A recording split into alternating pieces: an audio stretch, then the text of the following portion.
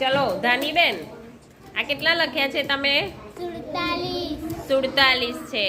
47 છે તો એમાં દશકમાં કેટલા છે? 4 છે. તો હવે 4 ની કિંમત કેટલી કહેવાય? 40. 40 કરવા હોય તો તમે 10 ના કેટલા સિક્કા લેશો? ચલો ગણો.